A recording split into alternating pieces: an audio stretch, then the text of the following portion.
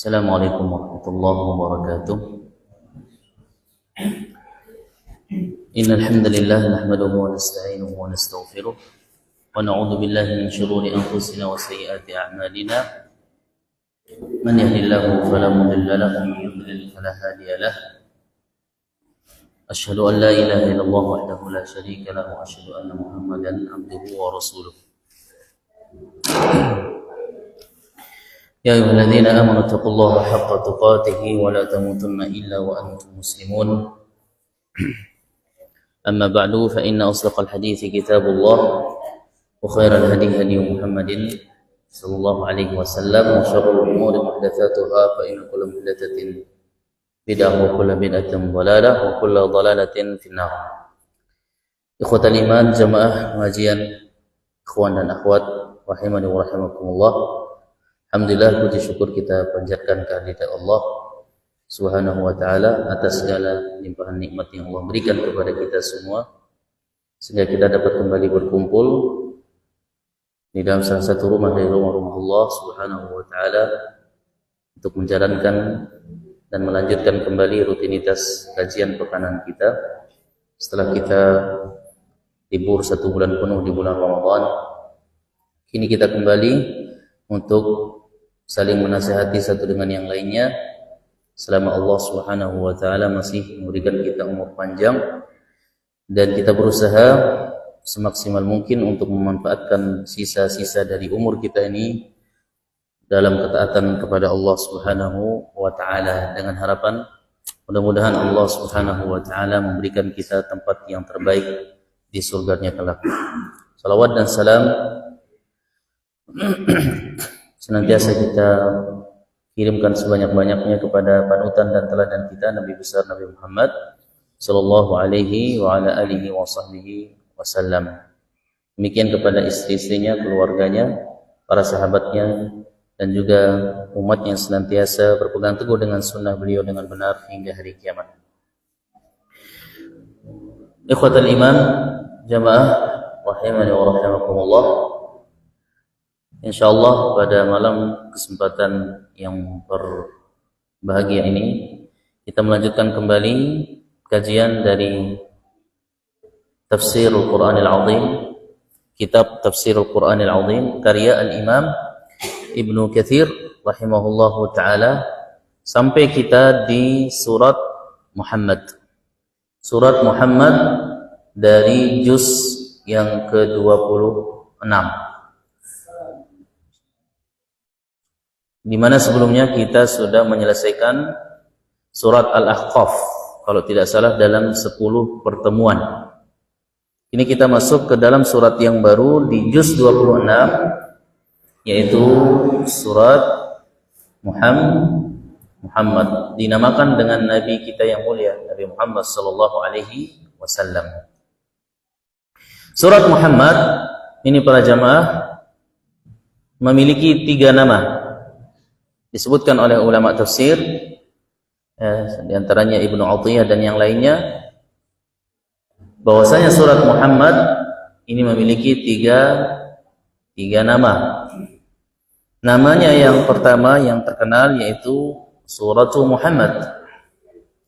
Kemudian nama yang kedua adalah Surat Al-Qital. Surat Al-Qital. Surat yang berbicara tentang peperangan. Al-Qital itu artinya apa? Perang. Kemudian nama yang ketiga adalah Surat Alladzina Kafaru. Sesuai dengan ayat pertama dari surat tersebut. Alladzina Kafaru. Kemudian yang kedua, maksudnya poin yang kedua, nama Nabi kita yang mulia Muhammad sallallahu alaihi wasallam disebutkan di dalam Al-Qur'an sebanyak 4 kali.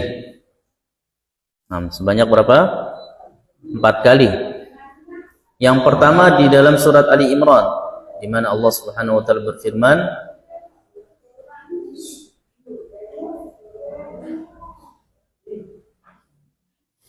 "Wa ma Muhammadun illa rasul qad khalat min qablihi rusul."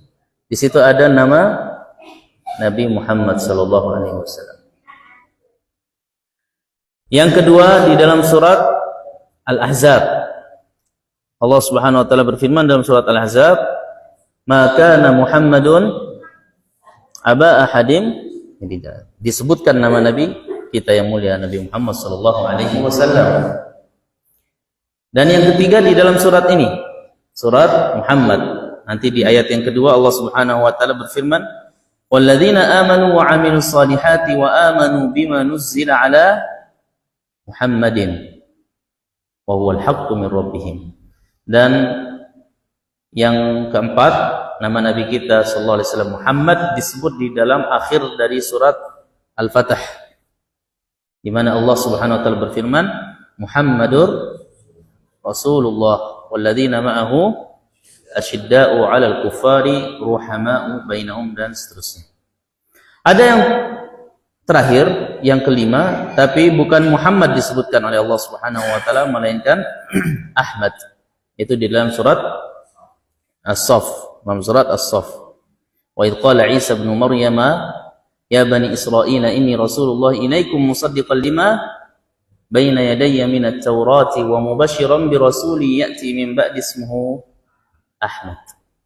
Dinamakan dengan Ahmad. Baik.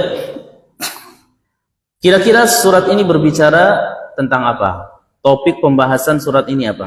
Disebutkan oleh para ulama, topiknya ada 2. Berkisar di 2 permasalahan. Yang pertama berbicara tentang al-qital, peperangan antara kaum mukminin dengan orang-orang kafir, baik dari orang-orang musyrikin maupun dari orang-orang munafikin. Dan yang kedua, topik dari surat ini pembahasannya adalah yang kedua tentang ciri-ciri dari orang-orang kafir, ciri-ciri dari orang-orang munafikin disebutkan sebagian, dan ciri-ciri dari orang-orang yang beriman.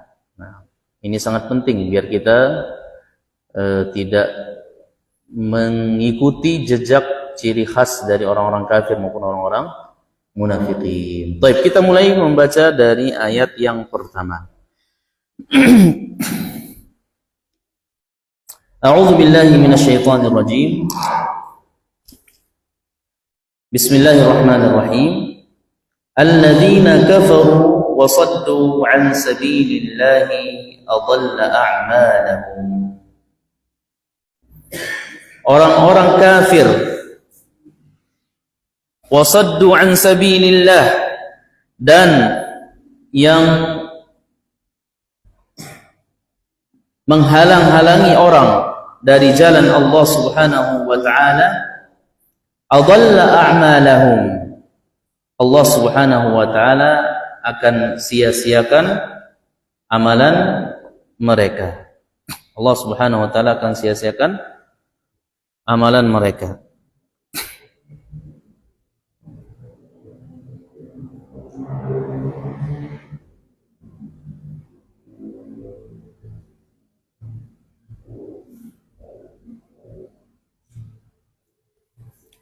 Baik. Perhatikan di sini para jamaah rahimani wa rahimakumullah. Alladzina kafaru wa saddu an sabilillahi adalla a'malahum. Tadi Allah Subhanahu wa taala berfirman dengan kafir yang mencoba menghalang-halangi manusia dari jalan Allah, dari agama Allah, maka Allah Subhanahu wa taala akan sia-siakan amalan mereka. Allah Subhanahu wa taala akan hapus amalan mereka. Tadi kita sebutkan surat niki berbicara, salah satu di antara topik pembahasannya yaitu tentang ciri-ciri dengan kafir. Nah, di dalam ayat pertama ini Allah sudah beritahu kita 3 ciri khas dari orang-orang kafir itu. Yang pertama, Allah Subhanahu wa taala mengatakan alladzina kafaru. Ciri pertama apa? Kafir itu adalah orang-orang yang kufur. Apa maksudnya kufur? Ai bi ayatillah. Kafir terhadap ayat-ayat Allah, kata Imam Ibnu Katsir. Ada juga yang menafsirkan kufur di sini adalah mereka yang mengerjakan kesyirikan. Ini dengan kafir. Orang-orang yang mengerjakan apa? Kesyirikan. Yang kedua, wasaddu an sabilillah.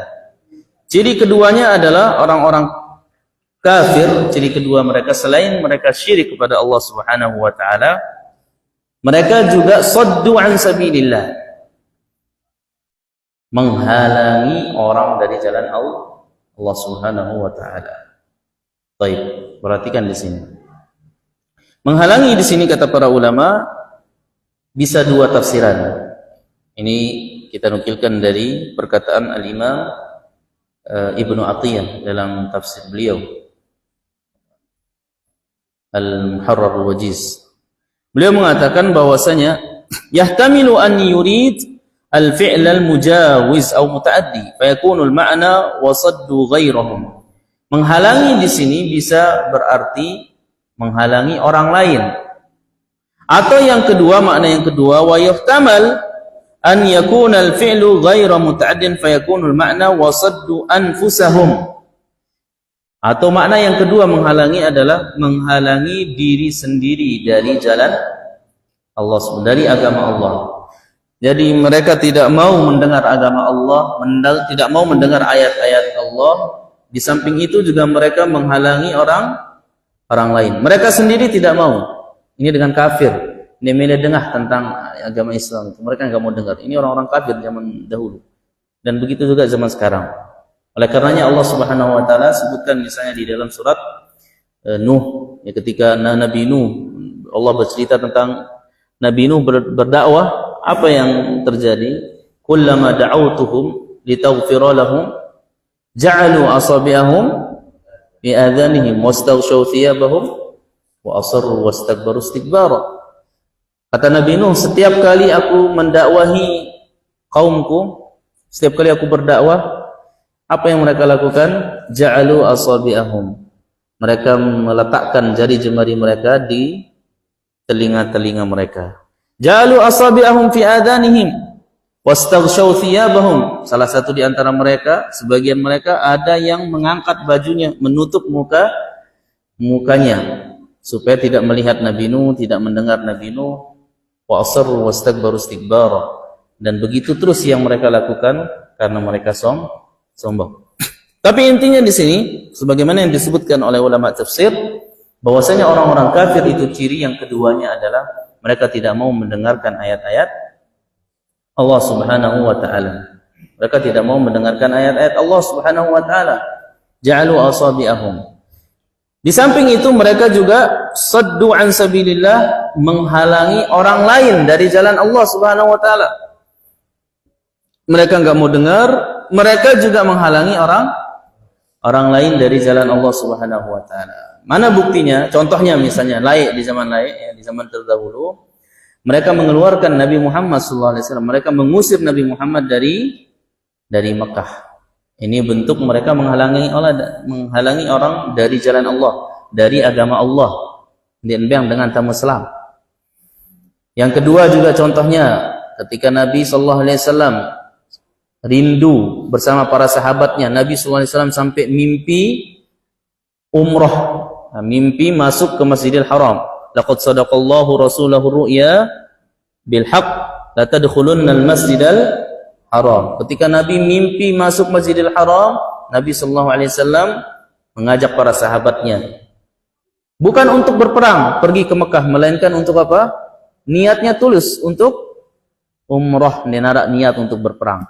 Tetapi di dekat kota Mekah yang terjadi orang-orang kafir menghalangi Nabi Muhammad SAW beserta para sahabatnya dari memasuki Masjidil Haram. Yang tebang tamu, kecuali dengan syarat ditunda tahun depan. Maka terjadilah di situ suatu perjanjian damai yang dikenal di kitab sejarah dan sirah dengan apa? Sulhul Hudaybiyah, perjanjian di Al-Hudaybiyah. Al-Hudaybiyah itu nama tempat. Ini yang dimaksud dengan menghalangi orang lain dari jalan Allah SWT. Jadi ciri yang pertama tadi apa? Orang kafir itu ciri pertamanya adalah syirik. Apa hakikat kesyirikan? Dia mengakui Allah sebagai Tuhan. Mereka tidak mengakui Allah sebagai Tuhan. Kadang-kadang mungkin kita mendengar syubhat mengatakan, kenapa Allah Subhanahu wa taala menyiksa dengan kafir di neraka selama-lamanya? Bukankah orang tua, ya, mereka kiaskan dengan orang tua, dengan tawa'bai lamun sili, ya,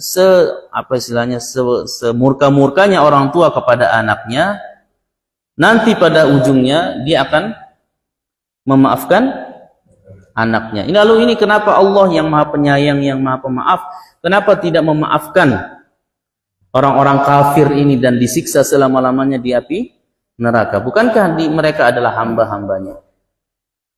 Nah, jawabannya ada di sini, alladzina kafaru. Orang kafir itu adalah orang yang musyrik, dan orang musyrik itu tidak mengakui Allah sebagai Tuhan.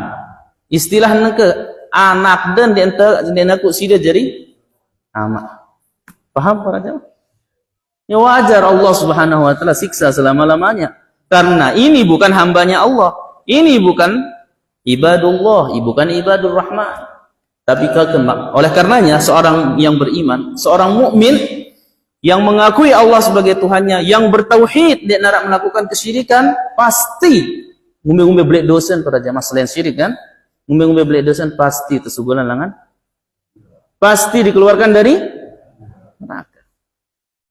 Inilah hakikatnya, karena mereka mengakui Allah sebagai Tuhan. Bahkan kadang-kadang saking mulia, saking maha pengasihnya, maha penyayangnya Allah, dia burang pertama jawab.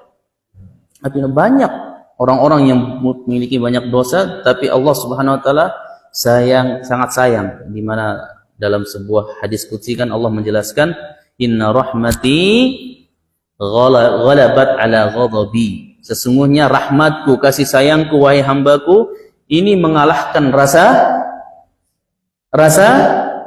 murka.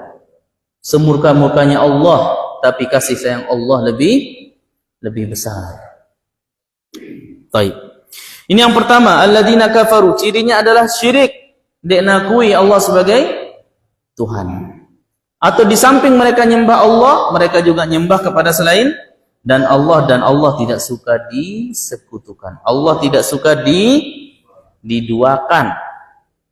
Ana aghna syuraka'i 'ani syirki. Aku adalah zat yang paling tidak suka disekutukan, kata Allah.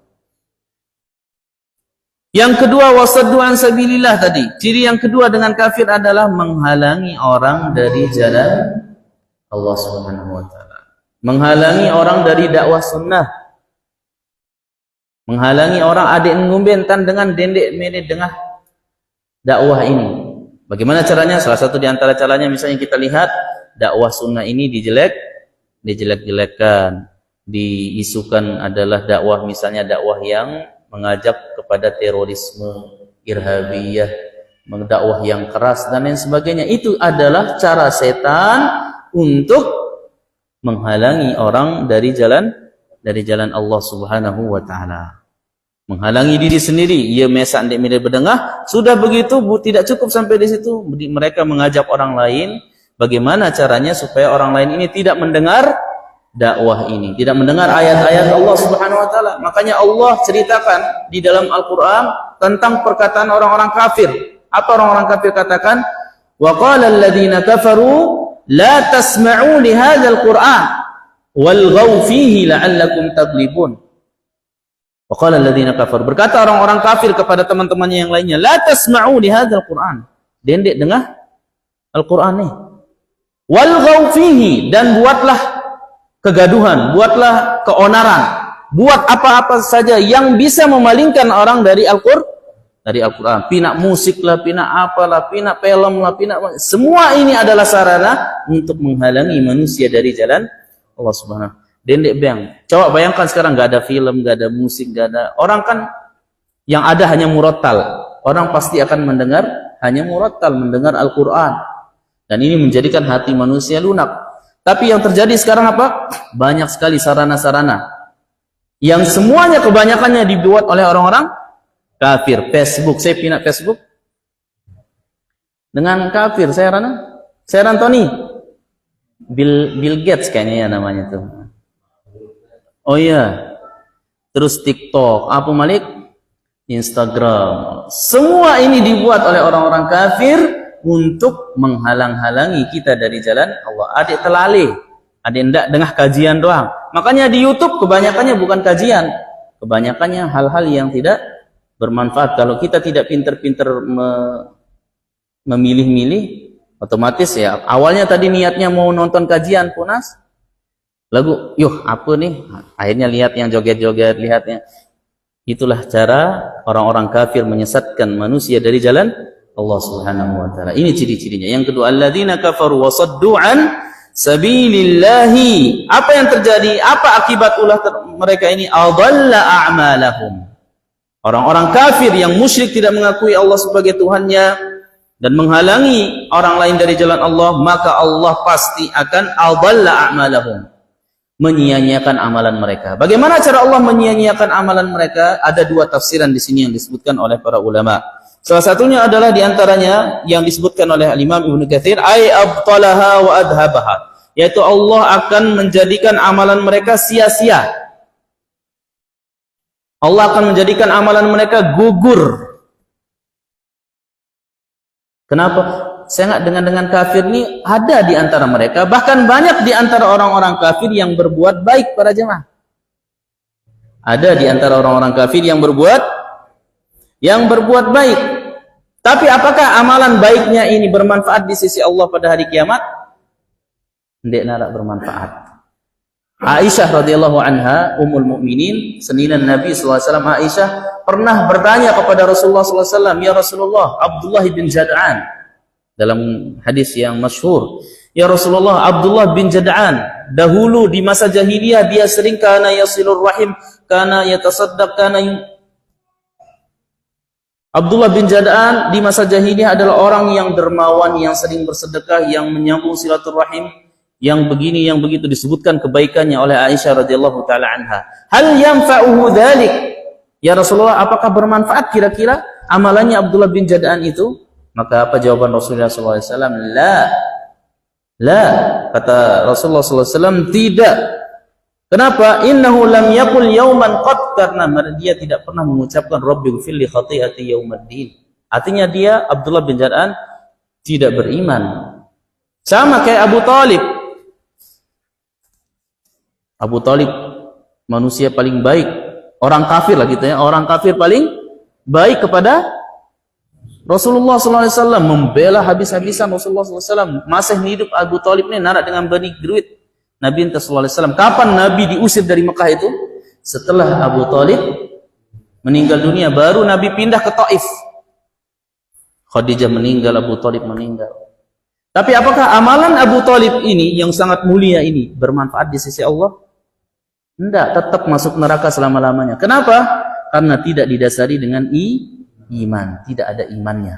Makanya kata Allah, alladzina kafaru adalla a'malahum. Orang-orang kafir enggak bermanfaat. Apanya? Amalan-amalan baiknya. Makanya kata Allah, wa qadimna ila ma 'amilu min 'amalin faj'alnahu haba'an mansura. Kata Imam Ibnu Katsir di sini menukilkan ayatnya. Nanti pada hari kiamat kata Allah, kami akan hadirkan, kami akan datangkan kepada orang-orang kafir tersebut amalan-amalan baik yang dahulu mereka kerjakan, ditampakkan oleh Allah Subhanahu wa taala. Namun setelah itu apa yang terjadi? Faj'alnahu haba'an mansura. Kami jadikan amalan mereka itu seperti debu yang berterbangan, tidak nara bermanfaat.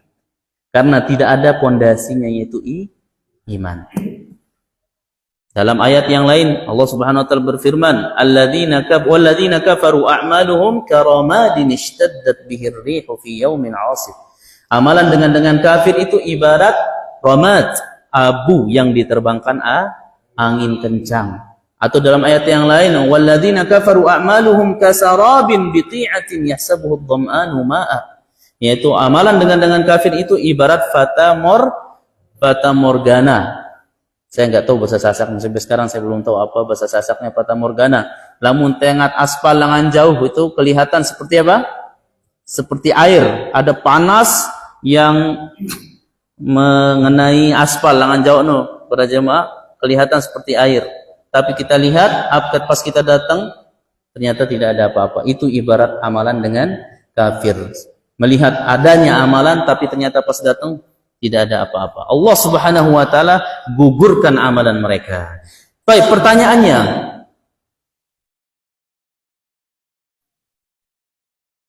apakah Allah Subhanahu wa taala akan membalas amalan mereka di dunia?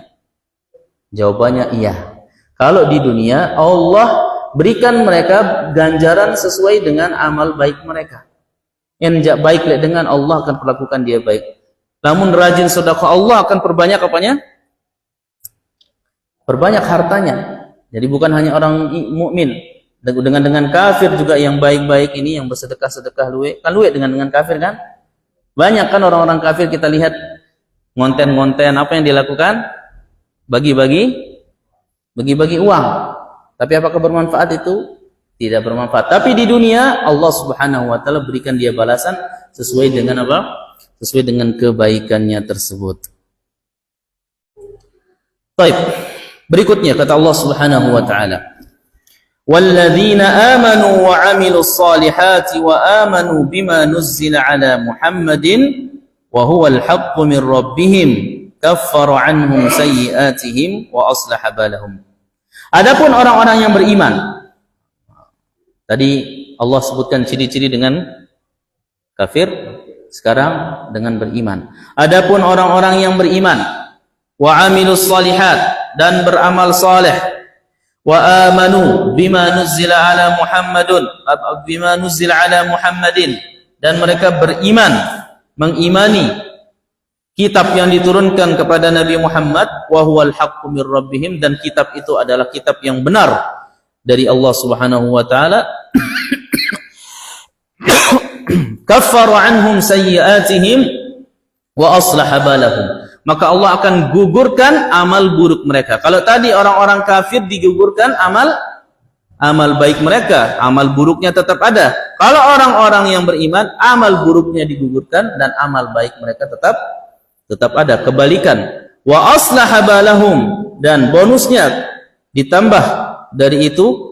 Kata Allah Subhanahu wa taala, Allah akan memperbaiki keadaan mereka. Baik. Perhatikan. Qala walladzina amanu wa 'amilus shalihat amanat qulubuhum wa sarairuhum. Perhatikan di sini.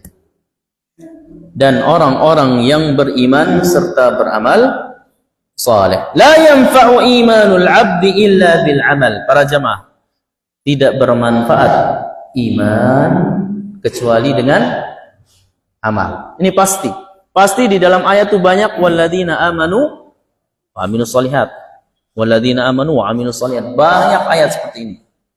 Tidak akan bermanfaat iman kecuali dengan amal. Dia beriman. Salat itu wajib. Lagu endek salat. Bermanfaat? Luwek dengan namatan salat. Beriman dia. Nah, pas ditanya, kenapa tidak sholat? Iman itu yang ada di hati ini, ya kan? Cukup wani teimani sih dalam mangan, dalam mati, nggak perlu sholat katanya. Ini dia. Kembali ke masalah iman. Apa itu iman? Iman itu adalah apa? Keyakinan dalam hati, ucapan dengan lisan, dan amalan dengan anggota badan. Harus lengkap. Walladzina amanu wa amilus shalihat. Dan untuk orang-orang yang beriman dan beramal saleh. Dia mengimani hijab. Hijab apa maksudnya hijab? Tedong. Jilbab. Mengimani jilbab itu wajib. Lagu ndek gawe. Ya, tidak melakukan. Apakah bermanfaat? Tidak bermanfaat. Iman itu enggak akan bermanfaat kecuali dengan amal soleh. Makanya kata Allah, walladzina amanu wa amilus salihat. Wa amanu bima nuzzila ala Muhammad. Dan orang-orang ini beriman dengan apa yang diturunkan kepada Nabi Muhammad. Apa yang akan balasan yang mereka dapatkan? Kata Allah Subhanahu wa ta'ala, wa huwal haqqu min rabbihim kaffara anhum sayyi'atihim wa aslaha balahum. Maka Allah Subhanahu wa ta'ala akan hapuskan dari mereka sayyi'atihim. Apa itu sayyi'at? Dosa-dosa dan keburukan-keburukan mereka. Dan yang kedua diberikan balasan oleh Allah, Allah akan memperbaiki urusan mereka. Perhatikan di sini. Jadi orang-orang yang beriman dan beramal soleh, kata Allah Subhanahu wa ta'ala tadi, balasannya apa? Dengan salwe amal. Apa balasannya? Apa balasannya tadi? Kaffara anhum sayyi'atihim wa aslaha balahum. Akan dihapus dosa-dosa mereka. Jadi penghapusan dosa niki para jamaah, ini poin penting. Penghapusan dosa itu bukan hanya dengan taubat dan istighfar doang. Memang taubat dan istighfar ini adalah sarana terbesar, sarana paling besar yang bisa menghapus dosa. Tapi di samping itu, mungkin yang jarang kita sadari, amalan-amalan soleh ini kalau banyak, tanpa kita misalnya bertaubat dari dosa-dosa kecil, kadang-kadang Allah Subhanahu wa ta'ala sudah hapus. Ngerti ini para jamaah? Ini maksud ayat walladzina amanu wa amilus shalih wa amanu bima nuzzila ala Muhammad wa huwal haqqu kaffara anhum sayyi'atihim wa aslaha balahum. Maka Allah Subhanahu wa ta'ala akan hapus keburukan-keburukan mereka. Nah, contoh para jamaah.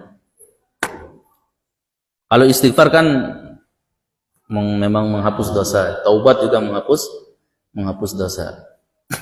Amalan soleh, salat, menghapus dosa atau tidak? Menghapus dosa. Apalagi salat 5 kali sehari.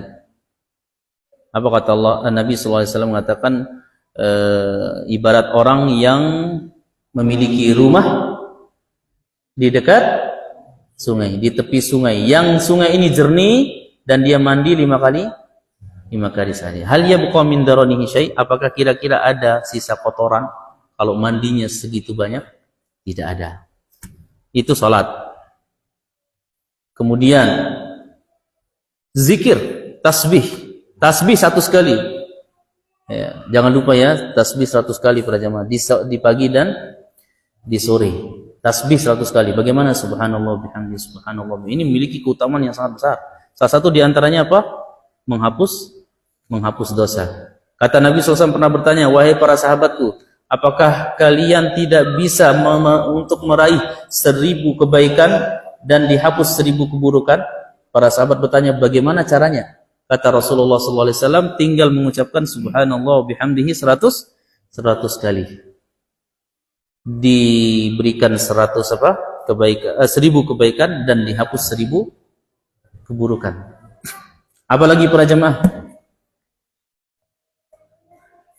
Salat Jumat. Kata Nabi SAW, wal jum'atu ilal jum'ah. Salat Jumat dengan salat Jumat berikutnya, kafaratun lima bainahunna. Bisa menghapus dosa. Bahkan kata Nabi SAW, seorang yang menyingkirkan gangguan dari dari jalan, menyingkirkan gangguan dari jalan. Langan dengan liwat lalu lalang, ada gangguan. Apa contoh gangguan? Batu, kadang mungkin kepleset dengan bermotor lon, duri, kotoran. Kata Nabi sallallahu alaihi wasallam, "Syakarallahu lahu faghafara lahu." Orang yang seperti ini Allah akan berterima kasih kepadanya dan Allah ampuni dosanya. Makanya disebutkan di sini walladzina amanu wa amilus shalihat. Orang beriman dan beramal saleh. Jangan remehkan amalan-amalan saleh. Apabila amalan saleh ini sudah banyak, ibarat lautan para jamaah. Lautan lamun wahluwe, ya kan? Lautan itu samudra airnya sangat banyak. Kita lempar najis anjing misalnya di situ. Anjing, bangkai anjing. Apakah bisa merubah air laut? Ibarat ini najis anjing ini adalah ibarat dosa. Tapi dibandingkan dengan air laut yang begitu banyak, maka tidak merubah jernihnya air laut. Itu ibarat amal soleh, kalau sudah banyak, maka dosa-dosa kecil itu tidak memiliki pengaruh. Wa huwal haqqu min rabbihim kaffara anhum sayyi'atihim wa aslaha balahum. Dan balasan yang kedua kita bahas setelah azan insyaallah. Wallahu taala alam.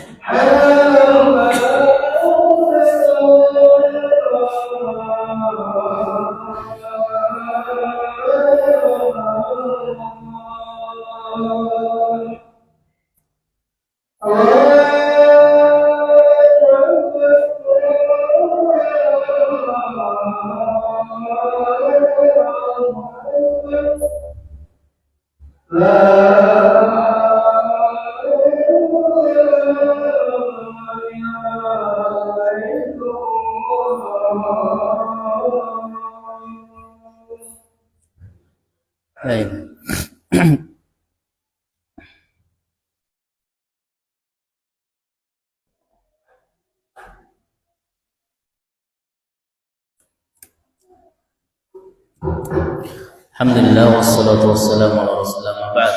Baik, yang kedua, para jemaah rahimakumullah, balasan orang yang beriman dan beramal soleh. Yang pertama tadi, Allah akan hapus dosa-dosa mereka. Dan yang kedua, wa aslaha balahum, Allah akan perbaiki urusan mereka. Bal wa aslaha balahum, bal dalam bahasa Arab ini, balun itu memiliki 3 arti. Disebutkan oleh para ulama tafsir. Salah satu di antara artinya yaitu balun, itu artinya hal wa sya'n, yaitu urusan dan perkara. Jadi saya beriman yang akidahnya benar-benar, itu pasti Allah akan perbaiki urusannya. Atau ada yang makna yang kedua, disebutkan makna yang kedua adalah al-aql. Salah satu di antaranya disebutkan oleh Imam Ibnu Athiyah dalam Al-Muharrar Al-Wajiz. Beliau mengatakan makna yang kedua adalah akal. Jadi Allah akan, ketika orang akidahnya selamat, akidahnya benar, Allah Subhanahu wa taala akan apa? Memperbaiki pikirannya. Pola pikirnya diperbaiki oleh Allah Subhanahu wa taala. Dan yang ketiga arti bal adalah disebutkan di sini yaitu al-qalb. Adalah hati. Makanya dalam hadis kita sebutkan ma khatara ala qalbi bashar ala bal. Ma lam yakhtur ala bali. Orang Arab mengatakan lam yakhtur ala bali, tidak terlintas di hati. Bal. Berarti balun di sini seolah-olah kata beliau di sini Allah Subhanahu wa taala ingin memperbaiki hati mereka. Jadi orang-orang yang beriman ini yang paling pertama kali itu akan diperbaiki oleh Allah Subhanahu wa taala masalah hati, keyakinan. Hati itu apa? Berkaitan dengan apa? Keyakinan. Dan yang kita maksud dengan keyakinan dalam bahasa Arab itu maksudnya akidah para jamaah. Lamun akidah terlurus para jamaah, Allah akan perbaiki segala urusan kita. Mulai sholat kita mulai benar. Tidak ada lagi kebidaahan, tidak ada lagi tata cara sholat yang salah. Indang laik masih tendeman kenal sunnah. Sembarang-barang kita cara kita beribadah. Iya atau tidak? Sembarangan kita beribadah. Kita hanya beribadah sesuai dengan apa? Sesuai dengan apa? Hah? Apa tadi? Laik ibadah sesuai dengan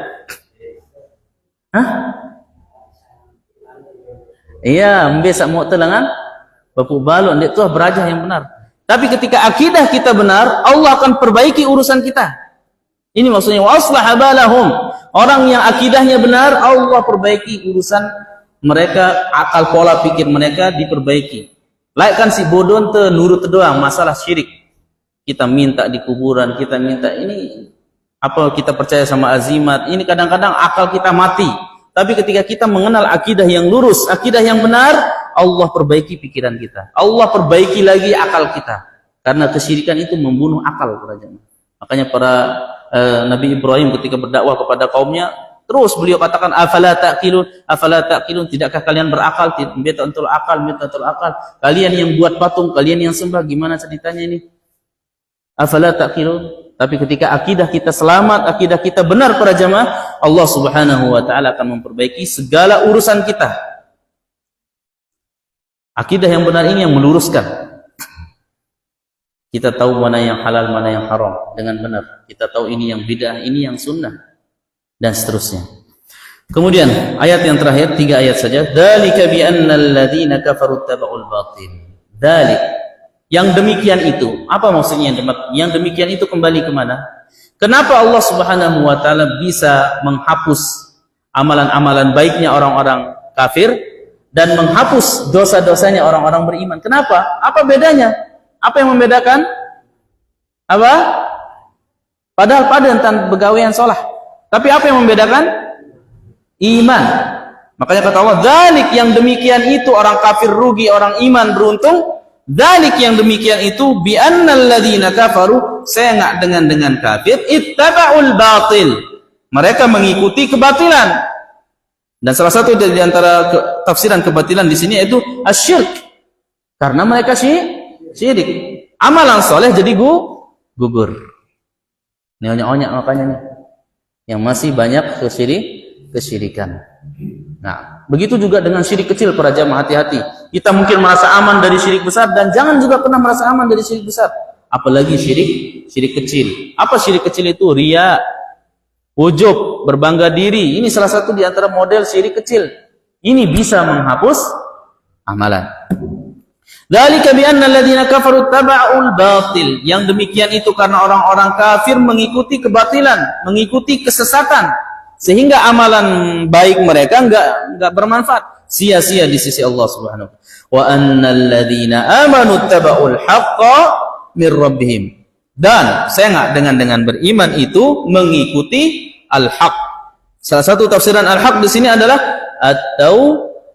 tauhid. Karena orang-orang yang beriman itu mengikuti tauhid. Apa itu tauhid? Aman dari kesyirikan. Sehingga amalan ibadah mereka tetap terjaga utuh pahalanya di sisi Allah Subhanahu wa taala. Dzalika bi an wa annal ladzina amanu taba'ul haqqo mir rabbihim kadzalika yadribullahu lin-nasi amsalahum. Demikianlah Allah memberikan kepada manusia perumpamaan mereka, yaitu perumpamaan orang kafir dan perumpamaan orang yang beriman. Kenapa yang demikian tersebut? Agar kita semua mengambil pelajaran. Allah sudah menjelaskan bagi kita jalan kebaikan dan jalan keburukan. Inna hadainahu as-sabil imma syakiran wa imma kafura. Inna hadainahu sabila imma syakira wa imma kafura. Sungguhnya kami telah menjelaskan bagi manusia itu as-sabil, jalan kebaikan dan jalan keburukan.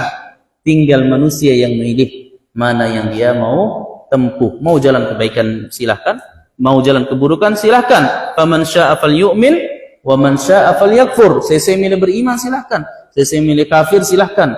Tapi nanti masing-masing ada konsekuensinya di akhirat. Allah Subhanahu wa taala juga berfirman, wa hadainahu an-najdain. Kami telah tunjukkan bagi mereka dua jalan kesesatan dan jalan kebenaran. Tinggal kita pilih. Wah, jelas Allah turunkan kitab, Allah utus para rasul, itu semuanya untuk menjelaskan jalan kebenaran dan jalan kesesatan. Demikian para jemaah kajian singkat kita 3 ayat dari surat Muhammad. Kita lanjutkan ayat berikutnya di pertemuan berikutnya insyaallah taala. Kurang lebihnya mohon maaf. Wassallallahu wasallam ala nabiyina Muhammadin wa ala alihi wa sahbihi wa akhiru da'wana alhamdulillahirabbil alamin. Subhanakallahumma wa bihamdik asyhadu an la ilaha illa anta astaghfiruka wa atubu ilaik. Wassalamu alaikum warahmatullahi wabarakatuh.